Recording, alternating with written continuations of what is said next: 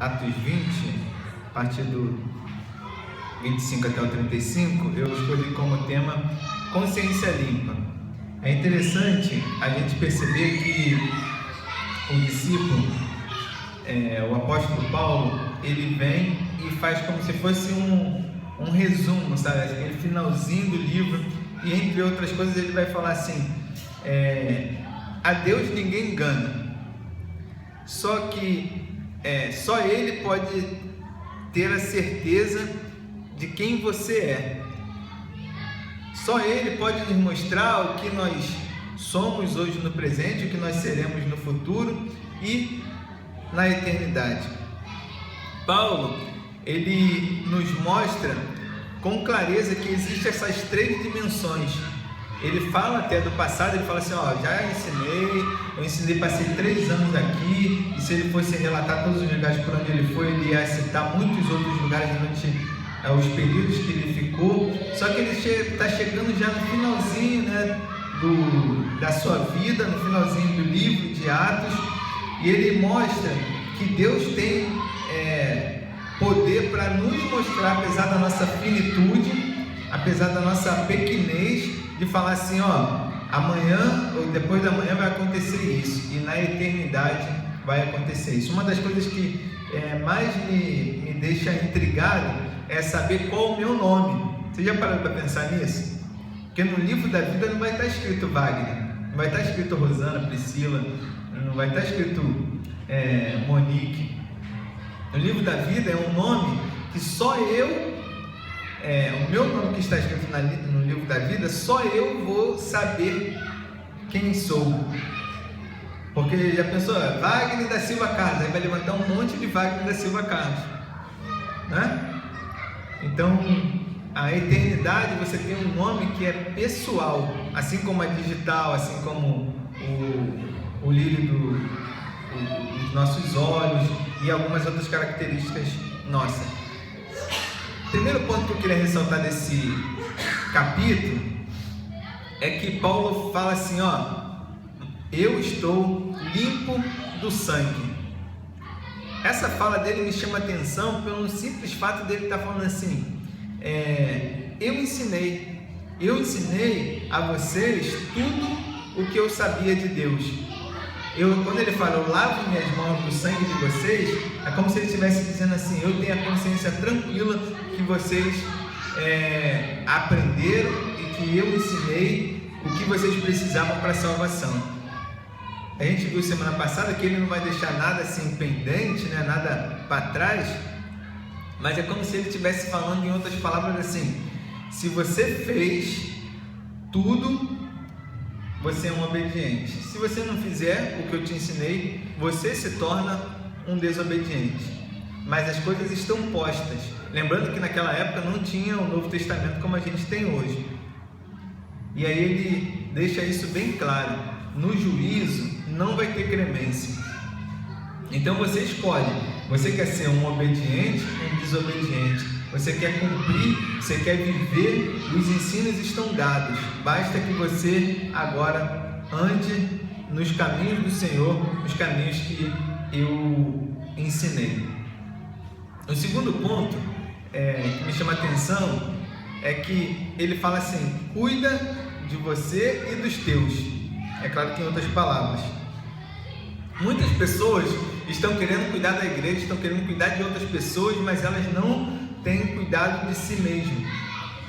A gente vê muito essa parte aqui, muito a relação pai e filho. A mãe dá tudo pelo filho, até a vida, se for necessário, ela oferece pelo filho.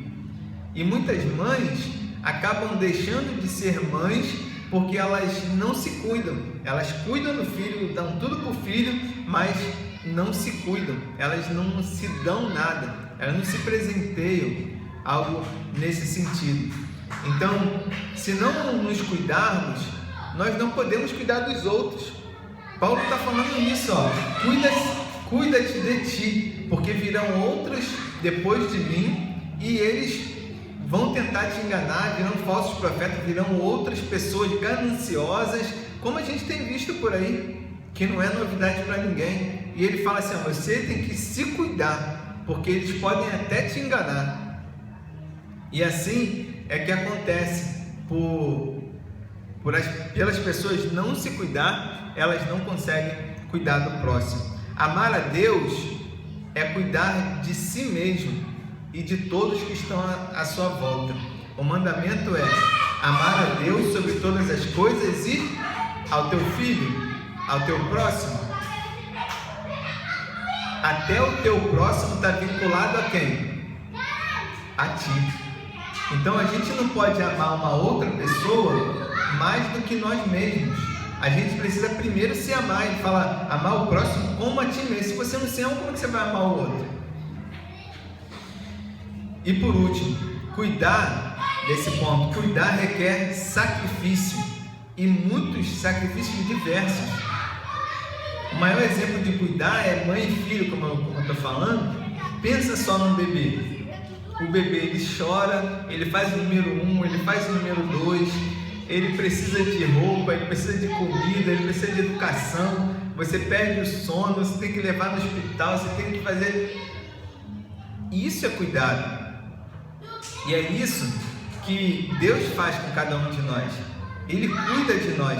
Só que tem coisas que, assim como um bebê deixa de ser bebê, assim como o ser humano ele cresce, Deus vai deixando o nosso crescimento e chega um momento que Ele fala assim, não, agora você já pode se cuidar, agora você deve se cuidar. E grande parte também, vindo para a nossa vida cotidiana, dos pais, da frustração de muitos pais, é que eles não querem que o filho cresça, ou continuam tratando filhos grandes.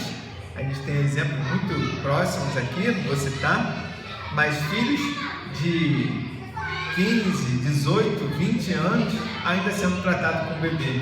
Eu posso citar minha mãe, que fala que o meu sobrinho Mateuzinho, ele tem 2 metros de altura, é militar, mas ela fica, já comeu, já comeu, vai perguntar, trocou a fralda, foi no banheiro hoje, só falta perguntar isso. As pessoas precisam crescer e muitas pessoas, elas assumem um papel de senhores dos outros. Por exemplo, a mãe acha que o filho nunca cresce porque ela é senhor do seu filho. Ah, não, sem mim meu filho não é assim. Entrega nas mãos do Senhor. Por último, os enganadores virão já. Eles virão como mágicos, eles virão com mágicas e com feitiçarias. A gente cansa de ver coisas mirabolantes acontecendo, e hoje eu escrevi uma frase no Facebook assim: se você entrou em alguma igreja e o evangelho não entrou em você, é melhor você sair dela. E é a mais pura realidade, porque tem muita gente que está entrando nas igrejas não para aprender de Deus, para conhecer o evangelho, para crescer espiritualmente, mas para que alguma coisa aconteça na sua vida, e não importa se seja de forma mágica, de forma, vamos dizer assim, feiticeira, né? Não sei se seria essa a palavra, mas pessoas que vão à igreja, mas não encontram com o evangelho. Os enganadores, eles vão usar todo tipo de artifício, né? A gente vê que o nome é fogo de artifício porque ele tem aquele esplendor todo, e tem muitas pessoas usando desses artifícios. Não, aqui eu tenho isso, aqui eu ganhei isso, a igreja fez isso, e aí a gente pergunta coisas básicas do evangelho, quem é Jesus, quem é Deus, por exemplo, e ninguém consegue dimensionar quem é o Espírito Santo. Como eu já falei aqui, as pessoas orando, se tu podes, que tu possas. Deus pode, Deus é. Os falsos profetas, eles estudam especificamente as nossas necessidades, eles exploram os nossos sentidos. Em algumas igrejas dos nossos tempos hoje, a luz é apagada, um fundo musical é tocado e alguma coisa é feita, tanto para que você oferte, quanto para que você faça alguma coisa, para que você responda, mas tudo isso é para que você sinta algo que é além do evangelho. O evangelho não é para ser sentido, o evangelho é para ser vivido. Então, se você entra em algum lugar e se sente bem, você precisa se sentir um missionário. E a gente vai ver os relatos bíblicos que muitos missionários nunca se sentiam bem. O apóstolo Paulo, nesse texto, ele está dizendo também sobre isso. Eu sei que eu estou indo, mas eu acho alguma coisa assim que nunca mais nós nos veremos.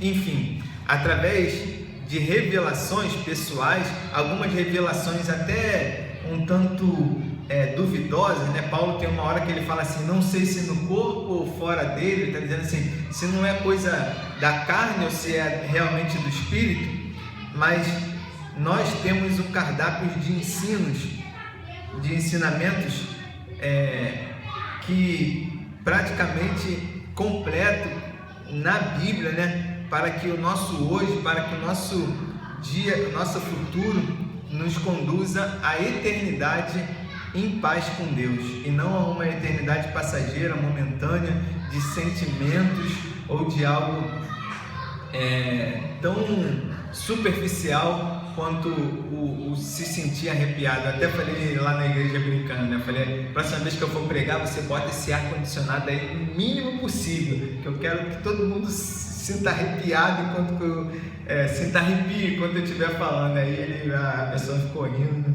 mas é isso, que você tenha a sua consciência tranquila, você busque em Deus a paz do seu espírito, para que assim você possa viver, contribuir com o Evangelho, ensinando e aprendendo aquilo que realmente a Bíblia diz, e não se envolvendo em coisas sobrenaturais e miraculosas, que muitas vezes não tem nada de Deus e nada que conste na palavra de Deus para aprovar esse tipo de conduta.